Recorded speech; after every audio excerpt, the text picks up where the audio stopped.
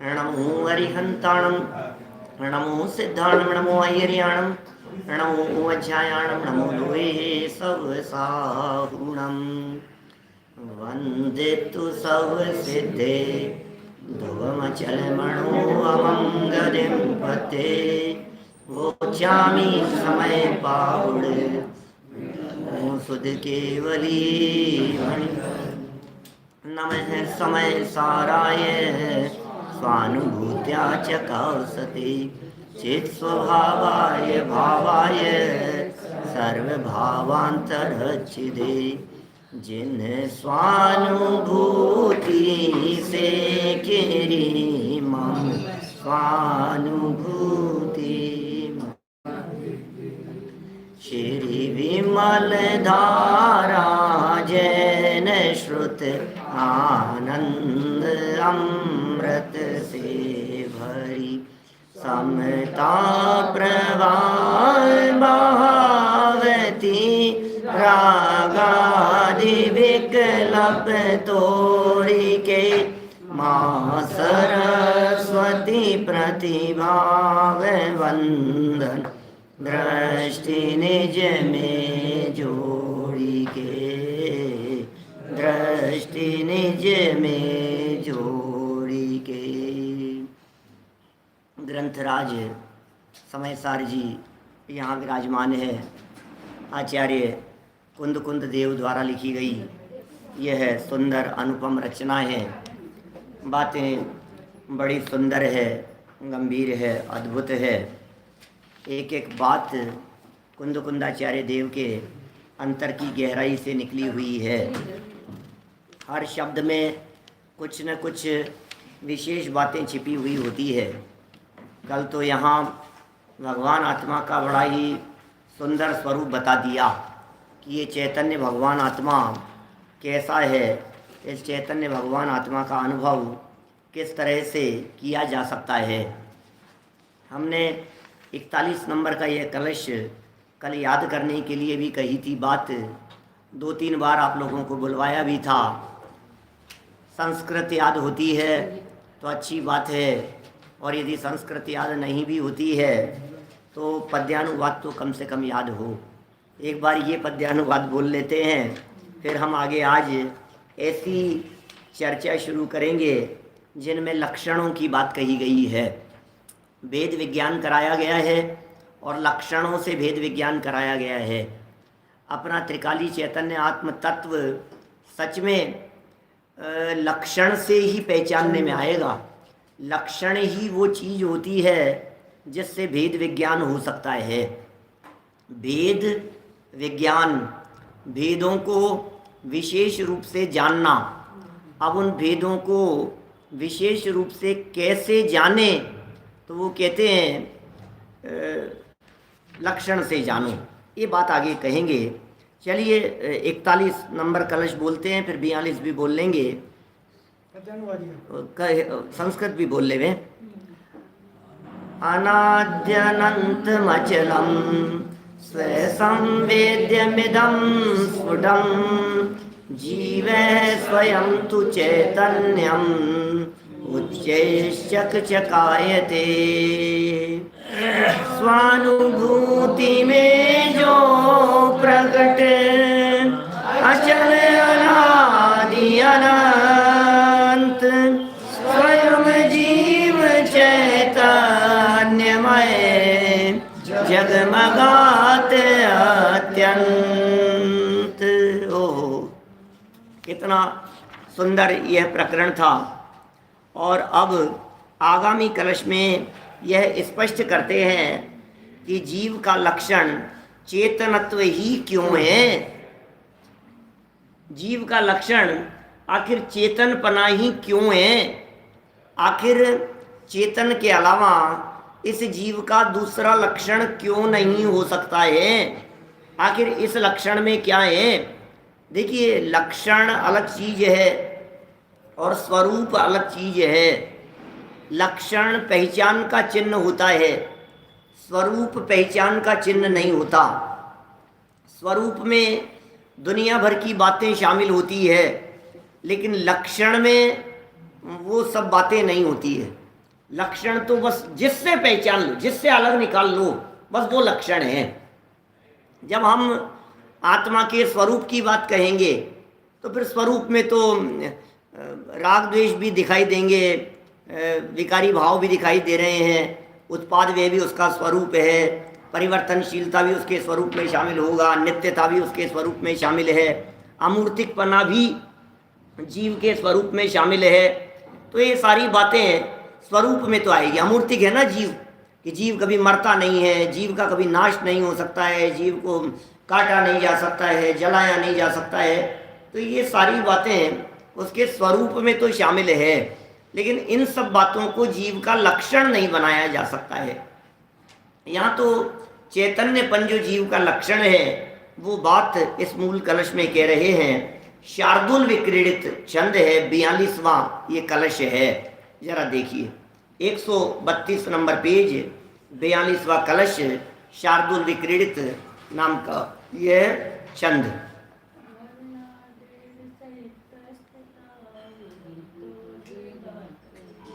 ऐसा धुनी नहीं है, शार्दुल विक्रीडित तो बहुत प्रसिद्ध धुन है। वर्णाद्य संहितस्तथा विरहितो वेदास्त्य जीवो यतो नामूर्तत्वमुपास्य पश्यति जगत् जीवस्य तत्त्वं इत्यालोच्य विवेचकै समुचितम् नाव्याप्यति व्यापि वा व्यक्तं व्यञ्जित जीवतत्त्वमचलं चैतन्यमालम्ब्यताम्। समैया 31 में पद्यानुवाद किया है दादा ने इसका। समैया 31 तो देखते ही बनारसी दास जी याद आ जाते हैं, नाटक समयसार याद आ जाता है, क्योंकि सर्वाधिक समैया 31 का जो प्रयोग है वो नाटक समयसार में बनारसी दास जी ने किया है। उनके छंद इसी तरह से गाए जाते हैं। चलिए क्या लिखते हैं। मूर्तिक अमूर्तिक अजीव द्रव्य दो प्रकार, इसलिए अमूर्तिक लक्षण न बन सके। सोच कर विचार कर भली भांति ज्ञानियों ने कहा वे निर्दोष लक्षण जो बन सके। अति व्याप्ति अव्याप्ति दोषों से विरही चैतन्यमय उपयोग लक्षण है जीव का। अतः अवलंब लो अविलंब इसका, क्योंकि ये भाव ही है जीवन इस जीव का। और वो जो धुन में गाते हैं ना, मूर्तिक अमूर्तिक जीव द्रव्य दो प्रकार, इसलिए अमूर्तिक लक्षण न बन सके।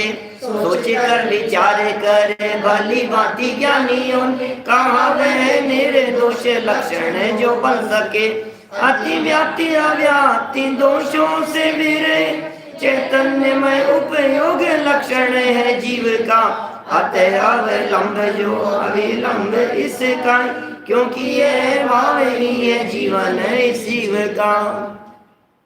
पहली वाली राग थी वो कलश वाली। हम कलश जो गाए गए हैं वो वाली धुन थी।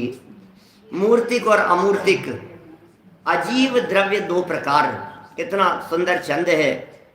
मूर्तिक और अमूर्तिक, इस तरह से अजीव द्रव्य दो प्रकार के होते हैं।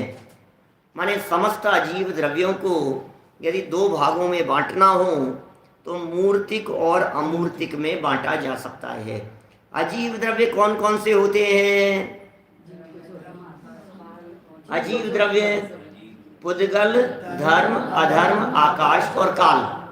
इन अजीव द्रव्यों को मूर्तिक और अमूर्तिक में बांटो तो मूर्तिक कौन होंगे? सिर्फ पुद्गल द्रव्य मूर्तिक है, जो जो हमें आंखों से दिखाई देता है। और अमूर्तिक द्रव्य धर्म, अधर्म, आकाश और काल। जीव नहीं, अजीव के अमूर्तिक की चर्चा चल रही है ना, तो जीव को तो अलग ही कर दिया अपन ने। अब अजीव में अमूर्तिक पना तो धर्म, अधर्म, आकाश और काल। इसलिए अमूर्तिक लक्षण ना बन सके। इसलिए भैया ये बात समझ लेना, अमूर्तिकपना जीव का लक्षण नहीं हो सकता है, क्योंकि अमूर्तिकपना तो अजीव में भी पाया जाता है। जीव अमूर्तिक है या नहीं है? है। जीव मूर्तिक है या अमूर्तिक है? अमूर्तिक है। तो जीव अमूर्तिक तो है, लेकिन अमूर्तिकपना जीव का लक्षण नहीं है। अमूर्तिकपने से जीव को पहचाना नहीं जा सकता। अमूर्तिक जीव की पहचान का चिन्ह नहीं है। पहचान का चिन्ह तो वो होगा जो उसी में पाया जाए, किसी और में नहीं पाया जाए।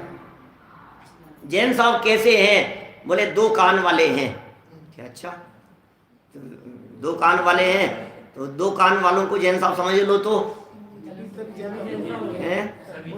जितने मनुष्य गति कह रहे, मनुष्य ही क्यों, गाय भैंस भी तो 2 कान वाले हैं। क्या सब क्या हो जाएंगे?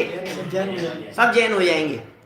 तो बोले 2 कान, तो क्या जैन साहब के 2 कान नहीं है क्या? कि क्या बात कर रहे हो? वो तो है, लेकिन ये उनकी पहचान के चिन्ह नहीं है। तो फिर व्हाइट शर्ट क्या, इससे पहचान लेंगे जैन साहब को कि हाँ आज तो व्हाइट शर्ट, अरे ये अनात्म भूत है क्या? फिर कल क्या होगा? फिर कल आएंगे तो जैन साहब नहीं रहेंगे क्या? कितनी बड़ी समस्या हुई। तो जो लक्षण होते हैं, गुण और लक्षण में फर्क है। आत्मा में गुण तो बहुत सारे हैं, गुण तो बहुत सारे हैं आत्मा में, लेकिन लक्षण तो 2 ही हैं, एक ही है। चेतना लक्षण, चेतनत्व लक्षण, ज्ञान दर्शन लक्षण, उपयोग लक्षण। शब्द बदल बदल करके वही बात कही है। जीव का लक्षण तो उपयोग है, उपयोगो लक्षणम उमा स्वामी आचार्य देव ने कह दिया। और चेतन लक्षण जगह जगह पर कहा गया है। चेतन को है उपयोग रूप, बिन मूरत चिन्ह मूरत अनूप। तो चिन्ह मूरत कह दिया, बिन मूरत तो नेगेटिव, नकारात्मक निषेधात्मक कहा गया है। तो गुण बहुत सारे हैं। अस्तित्व भी आत्मा का गुण है। लक्षण कैसे बनाएंगे? अस्तित्व तो 6 द्रव्यों में है। वस्तुत्व आत्मा का गुण है या नहीं है? आत्मा का गुण है या नहीं? वस्तुत्व है। और द्रव्यत्व आत्मा का गुण है। क्या हुआ?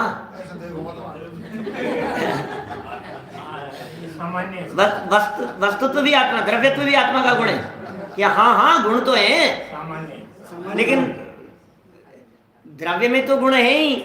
अब सामान्य तो इसलिए कि औरों में भी पाया जाता है। क्या माने? औरों में भी पाया जा रहा है, इसलिए उन्हें सामान्य गुण कह दिए, लेकिन गुण तो है ही, अस्तित्व है। यदि जीव में अस्तित्व गुण नहीं हो, आत्मा में अस्तित्व गुण नहीं हो, तो आत्मा ही खत्म हो जाएगा। क्या फिर तो आत्मा टिकेगा कैसे? अस्तित्व गुण है, इसलिए तो आत्मा टिका हुआ दिखाई देता है। तो गुण है लेकिन लक्षण नहीं है। तो इसी तरह से और भी लगाइए, जैसे समझ लीजिए आप चारित्र। तो अब चारित्र तो आत्मा का विशेष गुण है, आत्मा को छोड़ के अन्य कहीं नहीं होगा। तो ये तो गुण है, साथ में लक्षण भी होगा ना। चारित्र है, सुख है। चारित्र और सुख ये आत्मा का गुण है या नहीं है? बोले गुण तो है। लक्षण है या नहीं है? चारित्र और सुख ये आत्मा के अलावा और कहीं नहीं पाए जाते हैं। लक्षण है या नहीं है? कि सुनिए, सामान्य गुणों को तो लक्षण बनाया ही नहीं जा सकता है, क्योंकि वो तो सब द्रव्यों में होंगे। इसलिए सामान्य गुण को तो लक्षण नहीं बनाया जा सकता। विशेष गुणों को भी लक्षण नहीं बनाया जा सकता। सभी विशेष गुणों को, यद्यपि विशेष गुण उसी द्रव्य में होते हैं, किसी और में नहीं होते, तो भी लक्षण उसे कहते हैं जो पहचान का चिन्ह भी हो, क्या प्रकट भी हो और पहचान का, जिससे पहचान सके। आप चारित्र लक्षण से पहचान नहीं सकते जीव को। जीव को पहचानना हो तो चारित्र लक्षण से कैसे पहचानेंगे? पहचानने में नहीं आएगा। सुख लक्षण से कैसे पहचानेंगे? सुख लक्षण यदि बना दिया जाएगा, सुख नाम का गुण तो है, यदि उसे लक्षण बना दिया जाएगा पहचान का, तो फिर सर्व जीवों के सुखी होने का प्रसंग प्राप्त होगा। नंबर 1। नंबर 2, सभी जीवों के सुखी होने का प्रसंग ना भी हो तो हम दुनिया में जितने जीव हैं उन जीवों में सुख है या नहीं है, इसका निर्णय कैसे करेंगे? चेतनता तो दिखाई दे रही है क्या सब में, जहां चेतनता दिखाई दे रही है वहां जीव है नियम से, तो जीव का लक्षण तो चेतनता बनाया जा सकता है। देखिए, इसलिए अमूर्तिक लक्षण नहीं बन सके, अमूर्तिक इस आत्मा का लक्षण नहीं बनाया जा सकता है। सोचकर विचार कर भली भांति ज्ञानियों ने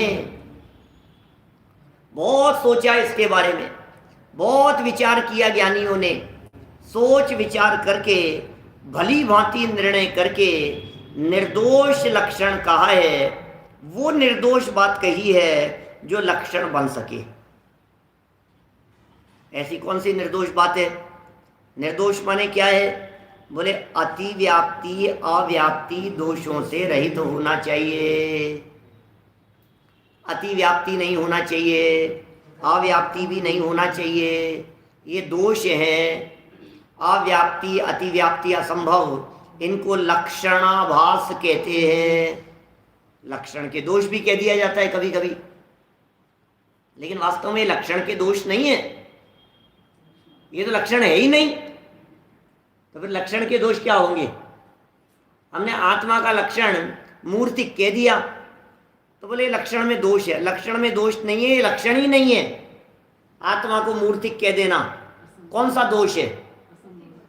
असंभव। मूर्तिक मूर्तिक कह दिया, ये असंभव है। अभी अति व्याप्ति क्या होता है?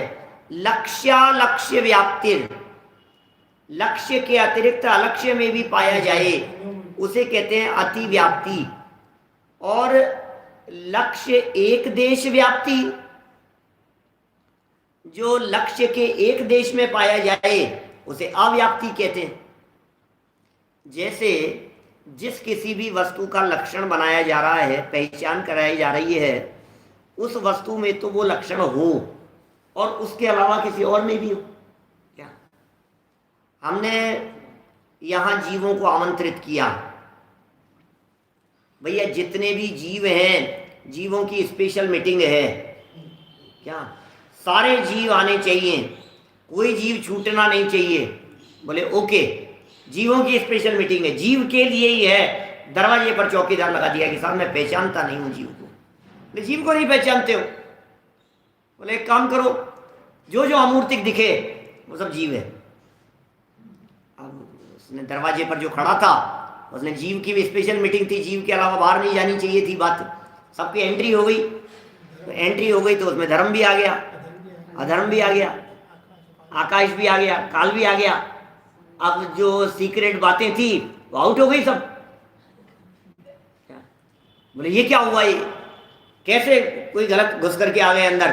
तुमने ध्यान नहीं दिया बराबर की। बराबर ध्यान दिया था साहब, क्या बात कर रहे हो आप?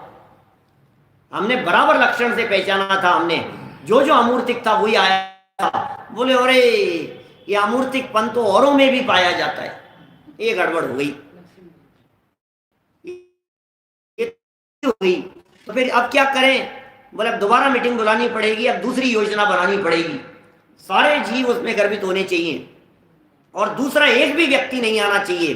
थोड़ा सा अपने पैरे को और ज्यादा कड़क बना दो, सख्त बना दो। क्या? तो बोले क्या करें? बोले एक काम करो, जिसमें राग पाया जाता हो, द्वेष हो, कषाय हो, विकारी भाव हो, वो बोले वो उनमें नहीं पाए जाएंगे। धर्म अधर्म आकाश काल में पक्का बिल्कुल जीव में ही होंगे। बोले ओके, अब एंट्री किसको मिलेगी? जितने राग द्वेष मोह कषाय भाव वाले हैं उन्हीं को एंट्री मिली। मीटिंग हुई तो बोले ये क्या हुआ? बोले इसमें तो सारे महत्वपूर्ण लोग नहीं आ पाए। क्या? अनंत सिद्धों को एंट्री नहीं दी, उन्होंने बवाल खड़ा कर दिया बाहर की, क्या चक्कर है ये? मतलब वो तो प्रमुख है ना, उनको ही नहीं आने दिया। बोले ये क्या चक्कर हुआ? क्यों? जिनमें राग द्वेष है उन्हीं को बुलाया था। क्या? अब उनमें राग द्वेष है नहीं तो उन्हें भी दरवाजे के बाहर कर दिया गया, उन्हें एंट्री नहीं मिली। तो बोले ऐसा लक्षण बनाओ जिस लक्षण बनाने पर दूसरे जो है वो अंदर प्रवेश नहीं कर सके और जो अंदर आने योग्य हैं उन्हें रोका नहीं जा सके, ऐसा लक्षण बनाओ। क्या करें? ऐसा लक्षण होना चाहिए। इतना बारीक भेद विज्ञान की चर्चा है भाई साहब। पर का अंश अपने में न मिल जावे और अपना अंश बाहर नहीं चले जावे, ऐसा भेद विज्ञान करना है। बोले ऐसे लक्षणों को देखो जरा, जहां बाहर के लोग भी आ जावे, जहां बाहर के द्रव्य भी आ जावे, जहां दूसरी वस्तुओं को भी गर्भित कर लिया जावे, वो अति व्याप्ति हो गया। और जहां अपने ही छूट जावे, वो अव्याप्ति हो गया। अपने छूटे नहीं और पराये जबरदस्ती घुसे नहीं। क्या समझ में आ रही है बात? अपने छूटे नहीं और पराये आवे नहीं, ऐसी कुछ व्यवस्था आपको की जानी चाहिए। इसीलिए तो पास दे देते हैं, इसीलिए तो इस तरह की व्यवस्थाएं होती है। आपने शादी का आयोजन किया, अब कॉलेज के लड़के भी कई हो सकते नहीं, आने नहीं चाहिए और रोक देना उनको। और अपने कोई कॉलेज में पढ़ने वाले अपने कोई बुआ जी के लड़के, फूफा जी के लड़के आ रहे थे, उनको भी रोक दिया। बोले ऐसा नहीं चलेगा, वो रुके नहीं और नए आवे नहीं। क्या ऐसे लक्षण होने चाहिए? बोले कौन सा लक्षण हो सकता है ऐसा लक्षण? निर्दोष लक्षण की चर्चा चल रही है, पहचान के चिन्ह की चर्चा चल रही है। जिससे पहचानेंगे वो कौन सा लक्षण होगा? वे कह रहे हैं अति व्याप्ति अव्याप्ति दोषों से रहित चैतन्य में उपयोग लक्षण है जीव का। ओ, इस लक्षण से पहचानो तो आत्मा पकड़ में आएगा। ये लक्षण है जीव का। यद्यपि जीव और आत्मा ये दोनों ही पर्यायवाची है।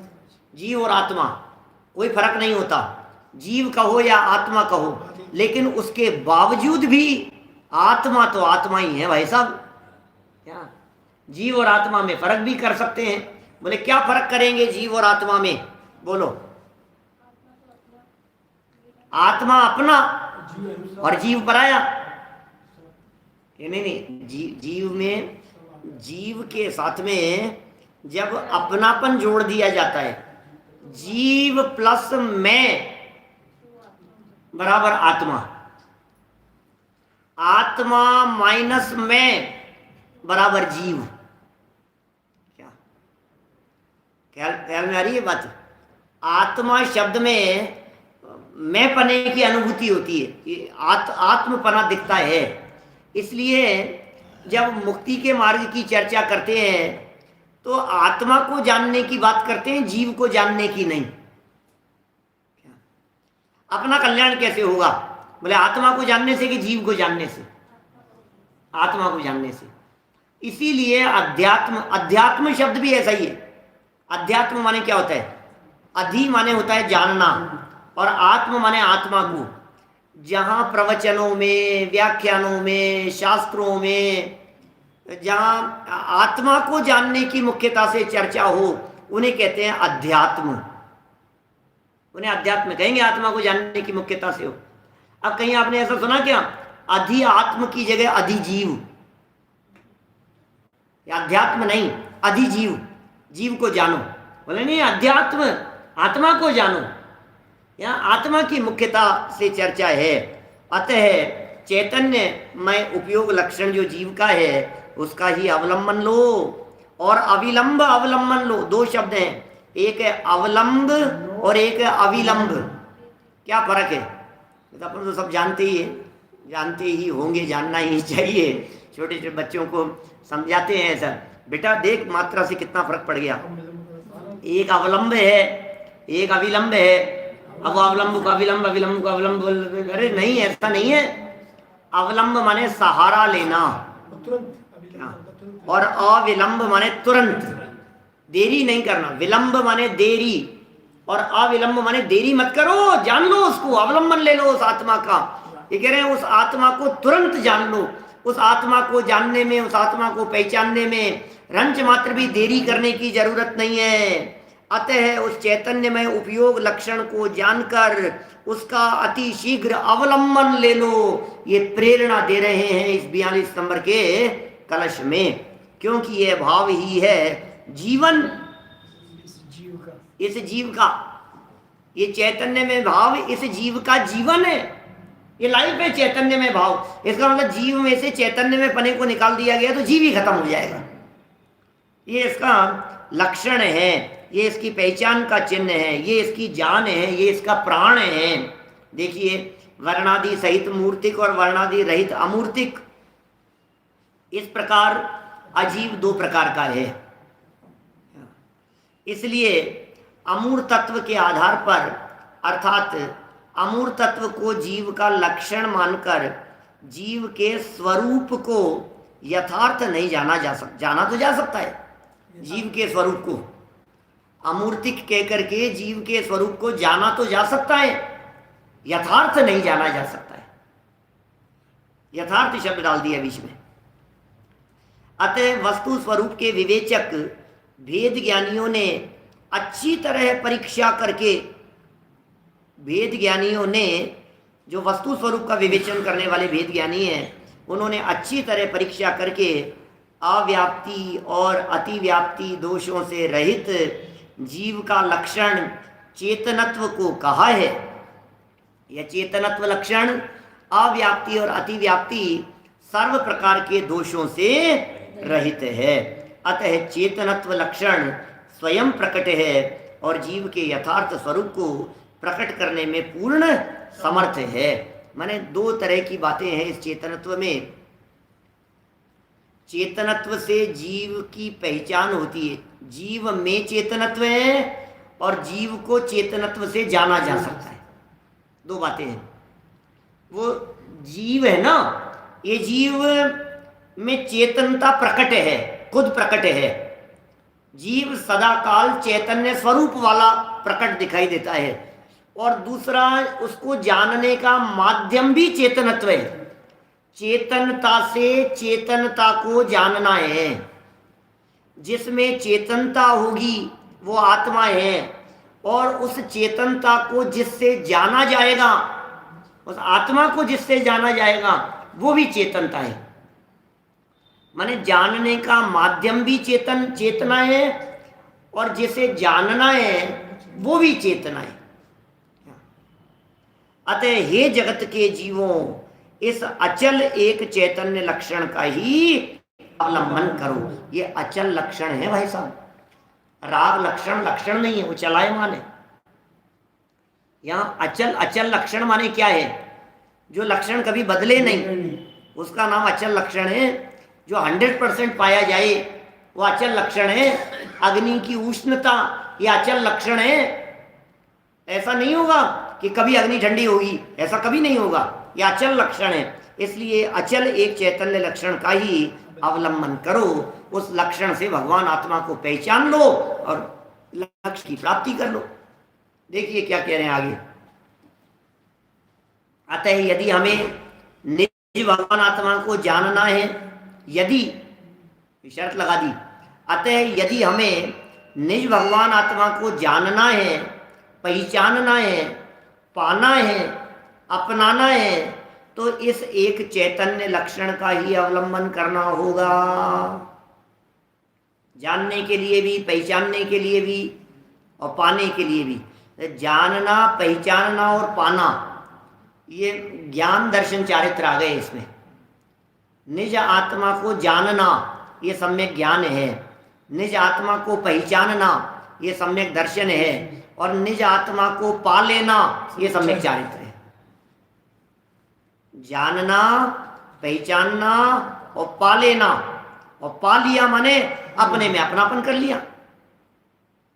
इसलिए भेद विज्ञान जो कहते हैं ना, भेद विज्ञान शब्द बहुत पावरफुल शब्द है अपने आप में। भेद विज्ञान, भेद विज्ञान का अर्थ ये अलग है और ये अलग है ऐसा नहीं है। टोडरमल जी साहब का एक विशिष्ट शब्द है, दादा कई बार करते हैं उसकी व्याख्या, आपा पर का श्रद्धान। आपा पर का श्रद्धान, इसका अर्थ स्वय पर का श्रद्धान नहीं है। आपा पर का श्रद्धान माने, आपा माने स्वय और पर माने पर, तो स्वय पर का श्रद्धान नहीं है। आपा पर का श्रद्धान माने अपने में अपनापन और पर में परायापन, इसका नाम है आपा पर का श्रद्धान। समझ में आ रही है क्या बात? स्व पर का श्रद्धा, स्व पर भेद विज्ञान। भेद विज्ञान में दो चीजों को अलग अलग किया गया, इसका नाम है भेद विज्ञान। आपको नमक और बूरे का भेद विज्ञान है या नहीं है? यार उसको भेद विज्ञान ही नहीं हो पा रहा है, ये पहचान ही नहीं पा रहा है। इन दोनों को एक ही समझ रहा है। दो एक जैसी शक्ल वाले थोड़े बहुत मिलते जुलते से दिखाई देवे, भेद विज्ञान ही नहीं हो पा रहा है, इनको ये समझ लिया। तो भेद विज्ञान किसका नाम है कि बोले ये अलग है और ये अलग है, ऐसा नहीं। उसमें एक पार्टी स्वयं होनी चाहिए, ऐसा कहते हैं दादा हमेशा। बोले एक पार्टी जब तक स्वयं नहीं होगी तब तक वो भेद विज्ञान कार्यकारी नहीं है। स्वयं वाली पार्टी होनी चाहिए। बोले स्वयं वाली पार्टी कौन सी? स्वयं वाली ये चैतन्य तत्व। अभी समझ लीजिए आप, दो देशों में आपस में मैच चल रहा है, तो उससे हमें क्या लेना देना है? दो देशों के परस्पर होने वाले झगड़े में भारत का क्या लेना देना है? लेकिन जहां एक पार्टी भारत हो वहां तो फिर बात ही अलग ही होती है। पाकिस्तान और बांग्लादेश का मैच हो रहा है, अब उससे हमें क्या लेना देना है? और भारत पाकिस्तान का होता है तो फिर तो क्या बात ही अलग ही हो जाती है। चाइना के साथ में रशिया का कुछ आपस में क्या चल रहा है, उससे हमें क्या लेना देना है? लेकिन जब भारत चाइना की बात होती है तो फिर बात खड़ी हो जाएगी। उसने उसकी जमीन पर जब कब्जा कर लिया कि नहीं किया, उससे हमें क्या लेना देना। लेकिन कश्मीर पर कौन अधिकार जमा रहा है, क्या उससे हमारा मैटर करता है, सुख दुख। इसी तरह से हमारा सुख दुख जिसके ऊपर डिपेंडेंट हो वो एक पार्टी होना बहुत जरूरी है। इसलिए स्व और पर के भेद विज्ञान की बात है। विशेष जानने की बात यह है, जरा देखिए आगामी पंक्तियां। विशेष जानने की बात यह है कि यहाँ वर्णादि में सभी 29 प्रकार के भाव आ जाते हैं। अतः न केवल रूप रस आदि ही मूर्तिक है, अपितु राग द्वेष आदि विकारी भाव भी मूर्तिक ही है। इनको कौन से खाते में डालना है? राग द्वेष मोह आदि को पुद्गल के खाते में डालो, मूर्तिक के खाते में डालो। कि क्या बात कर रहे हो साहब, इनमें तो मूर्तिक पना नहीं है। अभी यहाँ जो मूर्तिक कह रहे हैं ना, जरा ध्यान देना, बहुत मार्मिक बात कह रहा हूँ। अभी यहाँ जो मूर्तिक कह रहे हैं, मूर्तिक के खाते में डाल दिया। विकारी भाव भी मूर्तिक ही है, धर्म द्रव्य भी मूर्तिक है, अधर्म द्रव्य भी मूर्तिक है, आकाश द्रव्य भी मूर्तिक है, काल द्रव्य भी मूर्तिक है। कभी सुनी नहीं होगी आपने ये बात? धर्म अधर्म आकाश काल को मूर्तिक कहाँ सुना होगा आपने? आप कहेंगे धर्म अधर्म आकाश काल तो अमूर्तिक है। कि नहीं, मूर्तिक है। क्यों? क्योंकि मेरे अमूर्तिकपन से भिन्न है, इसलिए सब मूर्तिक है। आत्मा से भिन्न बतलाने के लिए उन्हें एक मूर्तिक नाम के विशेषण में गर्भित कर लिया। उनको मूर्तिक के खाते में डालो। ऐसा समझ लीजिए, मूर्तिक प्लस अचेतनता को यहां मूर्तिक कह रहे हैं। तो जिनमें मूर्तिक पनाओ वे भी मूर्तिक हैं, जिनमें अचेतन पनाओ वे भी मूर्तिक हैं। जैसे अन्य जीवों को भी अपना जीव कह देते हैं ना, इसी तरह से बातें। जैन और जैन जैसे करते हैं। जैन और अजैन तो ठीक है, लेकिन अन्य जीवों को हम क्या कह देते हैं? बोले ये जीव ही नहीं है, अन्य जीव जीव नहीं है, तो अन्य अमूर्तिक अमूर्तिक नहीं है, ऐसा यहाँ कह रहे हैं। थोड़ा सा प्रकरण समझने जैसा है। अभी राग द्वेष की बात करो तो राग द्वेष तो इनमें तो अमूर्तिक पना बिल्कुल भी नहीं दिख, मतलब ये तो जीव ही दिख रहे हैं ना। इनमें तो स्पर्श गंध वर्ण बिल्कुल नहीं है राग द्वेष मोह में, और जड़त्व पना भी नहीं दिखाई दे रहा है। राग द्वेष तो जीव में ही होते हैं। तो कह रहे हैं भाई हम तो एक बात जानते हैं, जहां चेतना है वो जीव है, और बाकी सब बोले मूर्तिक के खाते में डाल दो। बाकी सबको एक ही खाते में डाल दो, मूर्तिक। जैसे कहते हैं ना, दूसरे का पैसा हमारे लिए क्या है? धूल है। दूसरे का पैसा धूल है हमारे लिए। दूसरे का पैसा हमारे लिए पत्थरवत है, पाषाणवत है, हमारे किसी काम का नहीं। नहीं नहीं भैया, ये हमारा नहीं है, मतलब पैसा ही नहीं है। दूसरे के पैसे को पैसा नहीं माना जाता, आपकी जेब में रखे हुए होने पर भी। क्या मनोज जी साहब, दूसरे के 2 लाख रुपए आपकी जेब में रखे हुए हों और भैया ने कहा कि यार थोड़े पैसे मिल जाएंगे क्या उधार, क्या आपने कहा मेरे पास नहीं है, वो आपकी जेब में दिख रहे थे, आपकी जेब में दिख रहे थे और उन्होंने उधार मांगे और आपने कह दिया कि नहीं है, वो क्या सोचेंगे? झूठ बोल रहे, जेब में साफ साफ पैसे रखे हुए, मैं मांग रहा हूं, मुझे कह रहे नहीं है, तो आप क्या कहेंगे? अरे भाई साहब है तो सही, लेकिन मेरे नहीं है, इसलिए ये पैसे हैं ही नहीं, इनकी तरफ मैं दृष्टि नहीं दे सकता हूं पैसे के रूप में। क्या ये तो क्या है पैकेट बंद, ये मुझे नहीं पता। पैकेट बंद करके धर लो उसको, बोले नहीं कुछ नहीं है, तो बस इस पर इनका नाम लिखा हुआ है, हमारे लिए तो ये अजय जी के हैं, बस पैसे नहीं है, ये तो अजय जी। ये क्या है? बोले अजय जी, अलग करो, ये किनके, अलग करो इनको। ये कैसे किया आपने? बोले हमारे दिमाग में भी अपने पैसे को अपना कहते हैं और दूसरे के पैसे को पैसा नहीं समझते हैं ईमानदार व्यक्ति। टोडरमल जी साहब ने मुनीम का उदाहरण दिया है, जैसे गुमास्ता सेठ के यहाँ नौकरी करता हुआ, गल्ले को संभालता हुआ भी उसके पैसे को अपना पैसा नहीं जानता है, ऐसा गुमास्ता साहूकार होए और उसे अपना मान करके मिला लेवे तो बेईमान हुए। देखिए यहाँ क्या कह रहे हैं, विशेष जानने की बात यह है, इस पूरे प्रकरण में अधिकार का समापन है, अजीव अधिकार का समापन है, जीवा जीवाधिकार का समापन चल रहा है। विशेष जानने की बात यह है कि यहाँ वर्णादि में सभी 29 प्रकार के भाव आ जाते हैं। वेद विज्ञान किया है ना यहाँ, क्योंकि मूर्तिक से वेद विज्ञान कराया है, तो ये 29 भाव आ जाते हैं। अतः न केवल रूप रस आदि ही मूर्तिक है, न केवल यही मूर्तिक है, अपितु राग द्वेष आदि विकारी भाव भी मूर्तिक ही है।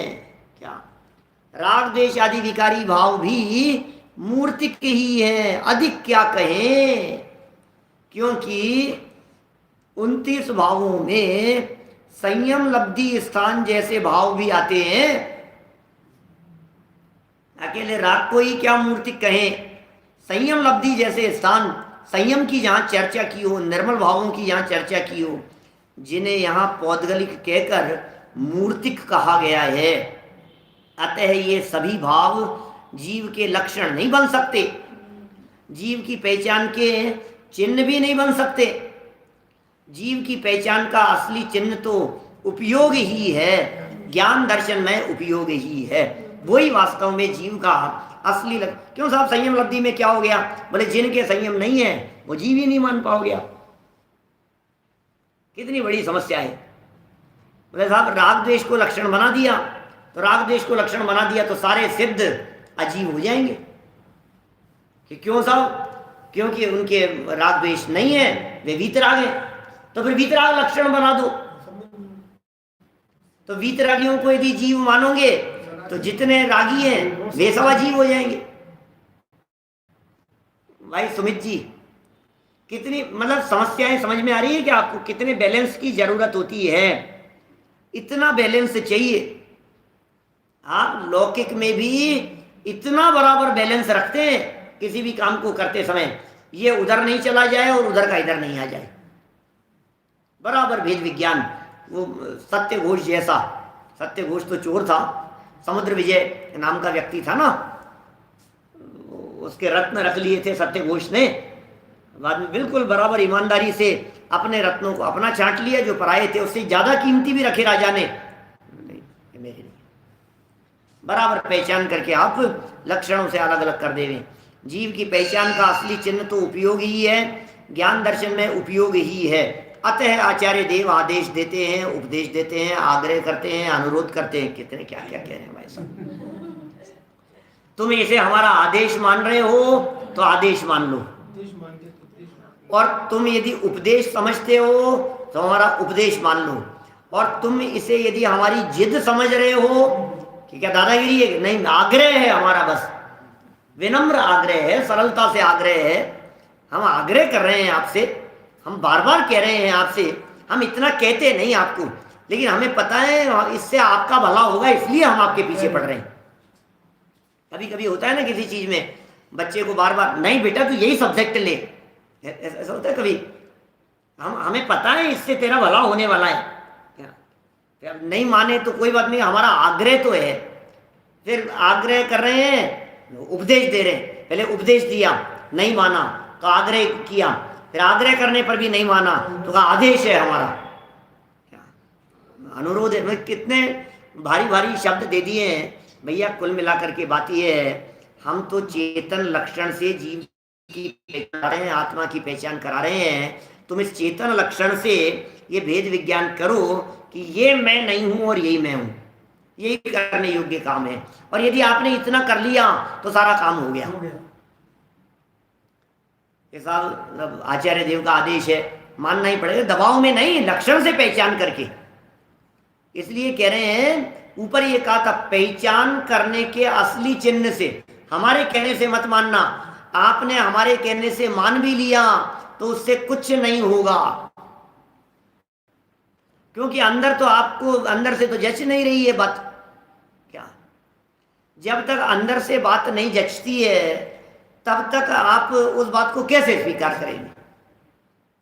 आपने कह दिया, जैसे ऐसा होता है ना कि किसी बच्चे को कहा तूने गलती की है, बहुत डांटा उसको, सॉरी बोल, नहीं बोलूंगा नहीं बोलूंगा, तो कह दिया ना एक बार सॉरी बोल दे चुपचाप, अच्छा ठीक है सॉरी, क्या अब बोल दिया ना, तो अब बोल तो दिया, लेकिन बेटा ये बोलना ही नहीं है, शब्द तो बोला क्या, इस बोलने को बोलना थोड़ी ना कहते हैं।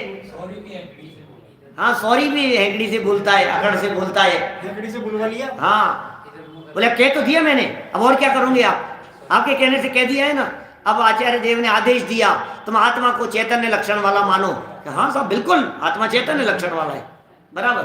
आप मेरे से आधी रात को भी पूछोगे तो मैं एक ही जवाब दूंगा कि आत्मा चैतन्य लक्षण वाला है, बराबर। मैंने चैतन्य लक्षण वाला अपने दिमाग में सेट कर लिया, पक्का कर लिया, चैतन्य लक्षण वाला है आत्मा, पक्का कर लिया मैंने।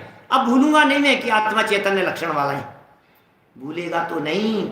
मान क्या रहा है, परीक्षा में पास होने के लिए चेतन लक्षण वाला कह रहा है, चेतन लक्षण वाला मानता नहीं है अंदर में अपने आप को, कहता है बस। बोलो क्या कह रहे हैं, जरा सुनिए और सुनिए जरा, इसी बात को थोड़ा सा और आगे बतलाते हैं। मतलब कैसे सुंदर सुंदर शब्द, ये सब ज्ञायक भाव प्रबोधनी के शब्द हैं ये। क्या कह रहे हैं, यह लक्ष्य, यह अतः आत्मा, अतः आचार्य देव का आदेश है, उपदेश देते हैं, आग्रह करते हैं, अनुरोध करते हैं कि हे जगत के जीवों, हे जगत के जीवों, तुम एक इस चैतन्य लक्षण का ही अवलंबन लो। ये हमारा आदेश है, तुम बस एक ही का अवलंबन लो, इसी का आश्रय करो, बस और किसी का आश्रय करने की जरूरत नहीं है, क्योंकि इस चैतन्य लक्षण से ही भगवान आत्मा की पहचान होगी।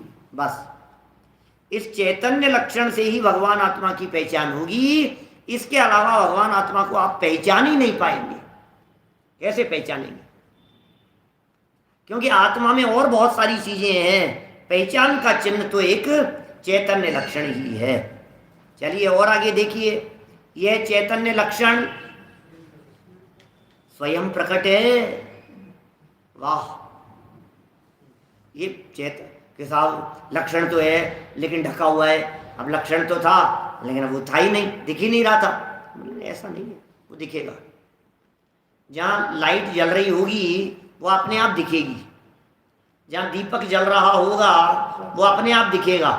कि नहीं साहब देख, जरा देख करके आना अंदर दीपक जल रहा है या नहीं, अंदर लाइट जल रही है या नहीं, जा देख करके आ। रोड पर खड़े किसी व्यक्ति ने किसी बच्चे को भेजा कि जा अंदर देख करके आ, लाइटें बंद हो गई क्या। कि नहीं मैं देख तो आऊंगा लेकिन टॉर्च तो दो मेरे को। कि जलती हुई लाइट को देखने के लिए किसी और चीज की जरूरत नहीं। क्यों नहीं है, क्योंकि जलती हुई लाइट स्वयं ही इस बात को बताती है कि मैं जल रही हूं। जलता हुआ दीपक स्वयं ही इस बात को बताता है कि मैं जल रहा हूं। ये चैतन्यमय जो लक्षण है, ये लक्षण स्वयं ही पुकार पुकार करके बोलता है मुझ में चेतना है। देखो चेतना दिख रही है, चेतना दिख रही है, तो ये चेतना प्रकट है, स्वयं प्रकट है। और त्रिकाली ध्रुव भगवान आत्मा को रखने में पूर्ण समर्थ है। एक तो स्वयं प्रकट है और दूसरी बात प्रकट करने में पूर्ण समर्थ है, आत्मा को प्रकट करने में। अच्छा, एक और विशेष बात, तथा ये अचल भी है। अचल है का मतलब ये सदाकाल पाई जाती है। ये जो चेतना है और ये जो विशेषता है, ये विशेषता सदाकाल पाई जाती है, इस कारण कभी चलायमान नहीं होता। बाकी जितने भी लक्षण बनाएंगे वे सब चलायमान हो सकते हैं, वे प्रकाशित नहीं करने वाले होंगे। वे होंगे नहीं होंगे, छूट जाएंगे, कोई अव्याप्ति वाला होगा, कोई अतिव्याप्ति वाला होगा, बाकी वर्णादि वाले तो असंभव ही दिखाई देते हैं। अतः अधिक क्या कहें, हम ज़्यादा क्या कहें आपको, हिसाब कह दो, आपको कौन मना कर रहा है कि नहीं, फिर भी ज़्यादा नहीं कहेंगे, क्योंकि हम जानते हैं ज़्यादा कहेंगे, कभी कभी ज़्यादा कहने से भी बात कुछ नहीं सुनता है, ऐसा होता है। अब आप जो कुछ भी बोलोगे ये मेरे दिमाग में कुछ नहीं जाएगा, क्या ये सब मेरे दिमाग के बाहर से जाएगा। अब आप कितना भी कहते रहो, अब मेरे कान में कुछ भी नहीं जाने वाला है, अब दिमाग के बाहर जाने वाली है। लेकिन अधिक नहीं कहेंगे हम, आपको उतना ही कहेंगे जितना प्रयोजनभूत है, जितना समझने योग्य है। अधिक क्या कहें, यह चैतन्य लक्षण जीव का जीवन है। ओह, यही लाइफ है, जीव का जीवन है, माने हमारा भी जीवन है। हम यदि जी रहे हैं तो चैतन्य लक्षण से जी रहे हैं, हम यदि जी रहे हैं तो अपनी चेतना शक्ति से जी रहे हैं, ये जीवन है। अतः इस लक्षण के आधार पर ही आत्मा की पहचान हो सकती है। बस कितना सरल बातें कितनी सरल है। माने आपको आज पूरे इस 42 नंबर के कलश में ऐसा लग रहा होगा बालबूथ पाठमाला पढ़ रहे हैं। इनमें कोई ऐसे समय सार जैसी बात नहीं कही। जीव क्या होता है, बोले जिसमें ज्ञान दर्शन पाया जाता है उसे जीव कहते हैं। अजीव क्या होता है, जिसमें ज्ञान दर्शन लक्षण नहीं पाया जाता है उसे अजीव कहते हैं। वास्तव में तो अजीव का कोई लक्षण ही नहीं है। अजीव का लक्षण बताओ, अजीव का क्या लक्षण है? स्पर्श गंध तो पुद्गल का लक्षण है। अजीव का क्या लक्षण है? जो जीव नहीं है। तो जो जीव नहीं है, ये तो जीवत्व पने का निषेध किया, उसका लक्षण कहाँ है? उसकी पहचान का चिन्ह बताओ। बोले वास्तव में तो अजीव कोई द्रव्य ही नहीं है। अजीव तो 5 द्रव्यों के समुदाय का नाम है, इसलिए अजीव में 5 तरह के लक्षण बनेंगे। जब अजीव के लक्षण की बात करेंगे तो मूर्तिकपना भी आएगा उसमें, फिर उसमें गति हेतुत्व भी होगा, स्थिति हेतुत्व भी होगा, अवगान हेतुत्व भी होगा, वर्तना लक्षण भी होगा, ये सब। इसलिए अजीव का लक्षण नहीं। तो हमें क्या करना है? बोले अजीव के लक्षणों से तुम्हें करना भी क्या है? हमें तो जीव के लक्षण को पहचानना है। जीव को जीव के लक्षण से जब हमने पहचान लिया, अब बाकी जो कुछ भी उस लक्षण से बाहर हो गया उसे हमने अजीव कह दिया। हटाओ, हमारे को क्या लेना देना है उससे। इसलिए इस जीव के लक्षण में, इस चैतन्य लक्षण में अन्य जीवों को भी अचेतन कहना बनता है, क्योंकि दूसरे का ज्ञान भी हमारे लिए ज्ञान नहीं है। जैसे दूसरे का पैसा हमारे लिए पैसा नहीं है, इसी तरह से दूसरे का ज्ञान हमारे लिए ज्ञान नहीं है। अपना ज्ञान तो ज्ञान है जो जानने का काम करता है, और दूसरे का ज्ञान ज्ञान नहीं है, क्योंकि हम उससे नहीं जान सकते। क्या हम दूसरे के ज्ञान से जानने का काम नहीं कर सकते हैं, इसलिए दूसरे का ज्ञान हमारे लिए ज्ञान नहीं है। दूसरे का ज्ञान हमारे लिए, जैसे ये है ना माइक गेय, ऐसे ही दूसरे का ज्ञान हमारे लिए गेय है। आत्मज्ञान ही ज्ञान है, शेष सभी अज्ञान। अपना ज्ञान ज्ञान है, दूसरे का ज्ञान गेय है। आप दूसरे के ज्ञान से काम नहीं चला सकते। जैसे समझो, मैं इसको एक छोटे से एग्जाम्पल से बात समझाता हूँ, समझ में आएगी बात। किसी विद्वान के द्वारा प्रवचन करते समय 2-4 श्लोक गाथाएं सुनाई गई, बराबर। अब ज्ञान था, अब अब आपने उसको जाना, तो वो ज्ञान क्या आपने जान लिया? क्या आप अब भविष्य में वो गाथाएं सुना सकते हैं, बता सकते हैं? नहीं बता सकते हैं। तो जो विद्वान का जो ज्ञान था, वो विद्वान का ज्ञान हमारे ज्ञान में किसी काम का नहीं है। वो विद्वान का ज्ञान हमारे ज्ञान का ज्ञेय है कि इनको इतना ज्ञान है। मैं समझ रहे हैं? हमारा ज्ञान है, ज्ञान के काम आने वाला है, और दूसरे का ज्ञान हमारे लिए ज्ञान नहीं हो करके ज्ञेय मात्र है। प्रमोद जी साहब, दूसरे का ज्ञान हमारे लिए ज्ञेय है, और जो ज्ञेय है वो हमसे भिन्न है। दूसरे का ज्ञान हमारा तो वो होगा जहां ज्ञान भी होगा और ज्ञेय ज्ञान दोनों जहां हो, वो हमारा है, वो हमारे काम का है। इसलिए यहां अंतिम वाक्य देखिए जरा क्या कह रहे हैं। इस लक्षण के आधार पर ही आत्मा की पहचान हो सकती है। इससे पहचान होगी आत्मा की, और पहचान होगी फिर साधना होगी, साधना के साथ में आराधना भी हो सकती है। इसी लक्षण से आराधना करो, इसी लक्षण से साधना करो, क्योंकि आत्मा तो स्वयं लक्षण से स्वयं प्रकट ही है। आत्मा तो स्वयं प्रकट है, तुम नहीं पहचान पा रहे हो। हम प्रकाश में सबको देख रहे हैं, लेकिन प्रकाश नहीं देख पा रहे हैं, बस वो तो प्रकट है। प्रकट प्रकाश हमारे को प्रकाशित नहीं हो रहा है हमारे ज्ञान में, इसलिए वो नहीं दिखाई दे रहा है। अब प्रकाश का लक्षण प्रकाशित करना है, इसके माध्यम से प्रकाश को पहचान कर उस प्रकाश को अन्य पदार्थों से भिन्न जान लो। ऐसी चेतना का जो प्रकाश है, चैतन्य प्रकाश, ज्ञान प्रकाश, उन ज्ञान प्रकाश से अपने चैतन्य तत्व को जानकर उसमें अपनापन करने की प्रेरणा यहाँ दी गई है। और फिर भी ये कह रहे हैं, फिर भी आखिर ये अमर्यादित मोह क्यों नाचता है? जब ज्ञान प्रकट है, जब ज्ञान स्पष्ट दिखाई देता है, जब ज्ञान सामने ही दिख रहा है, जब दीपक खुद ही दिखा रहा है कि मैं प्रकाशित हूं, फिर भी अज्ञानियों को नहीं दिखता है। आखिर उसके पीछे क्या कारण है? बोले मोह नाचता है। ये मोह कैसा नाचता है?